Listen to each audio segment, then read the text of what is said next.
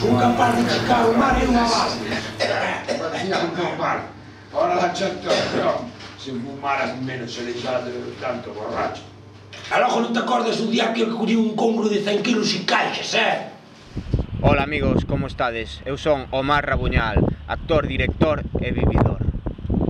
Ola, eu son solista, son actor, xunto con Omar Rabuñal somos co-guionistas da serie que vamos lanzar ahora en YouTube e de que vos falaremos inmediatamente. Que, por certo, a serie chámase Para Mariñeiros Nós, Suso, Para Mariñeiros Nós. Hai que presentala ben, coño.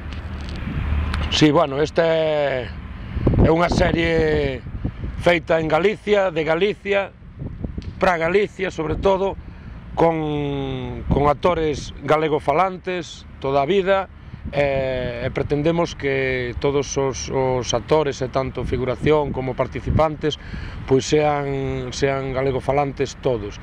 Unha serie para dar a conocer a nosa terra, Galicia, aos galegos que non se poden acercar a todos estes pueblos que pensamos recorrer, sobre todo unha serie con moito humor. É unha serie que fala acerca de dous mariñeiros da costa da morte galega.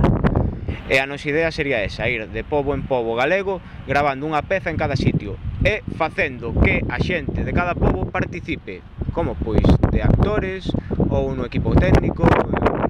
Estamos abertos a calquera posibilidade. A día de hoxe temos máis de 70 guións escritos para estes dous personaxes, entonces recorrer toda Galicia facendo partícipe aos propios pueblos, as propias xentes. E a financiación temos, pois, en principio, pois temos pensado pois falar con concellos, asociacións culturales, a ver se de algunha forma nos poden patrocinar. O noso que intentamos facer son pezas de moi baixo coste, ¿no? Con un equipo mínimo,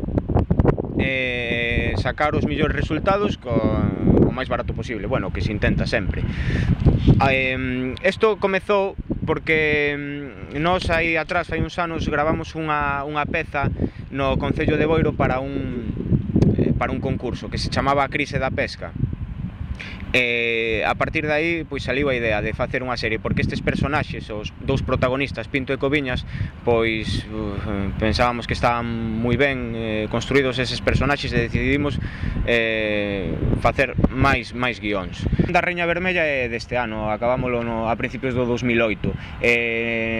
Nesta peza, como en todas as pezas desde que coñecín a Suso, sai Suso Lista de actor, que é o meu actor fetiche. Eu definiría a Reña Vermella como o laberinto de Teseo, pero sin o fío de Ariadna. Nadie sabe onde está a entrada nin a salida, pásase todo o tempo dando voltas dentro. Está recorrendo ahora mismo os festivales mundiales, está en Argentina, por exemplo, en Tokio, bueno, nos esperamos que, igual que foi nominada para o Mestre Mateo, pois que saque algún premio. De feito, como xa sacou, Sada levou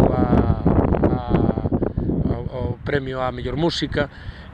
Bueno, que a partir de aquí, pois, que o tándem que facemos tanto Mar como eu, pois que vemos que funciona e que no futuro que vamos ter moito que dicir no audiovisual galego. Bueno, gravamos A Morte ten un prezo en Boiro, unha vez máis ca colaboración do Concello de Boiro, de Alberto en concreto,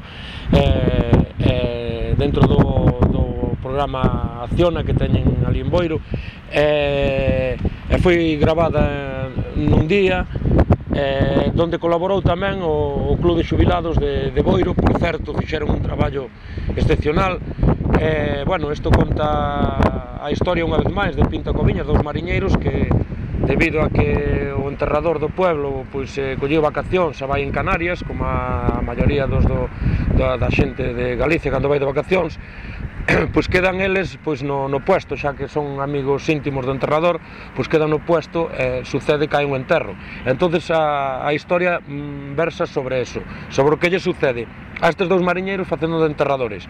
Hai situacións desternillantes, pero o mellor que podedes facer é entrar en YouTube, poñedes Para Mariñeiros Nós ou A Morte ten un prezo, mellor Para Mariñeiros Nós, e ali podedes ver todos os traballos que hai feito destes dous mariñeiros Pinto e Coviñas.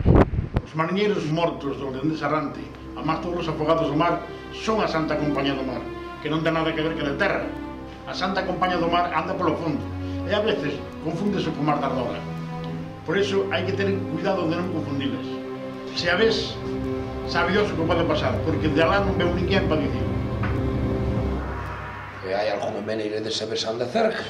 Dis que, antes de levar a nadie, onse ruídos. E empezan a xogar co rumbo do barco.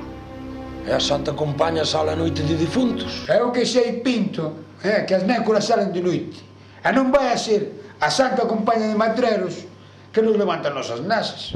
Matreros de medianoite é unha peza de terror psicolóxico, así que agarradevos a butaca cando a vexades.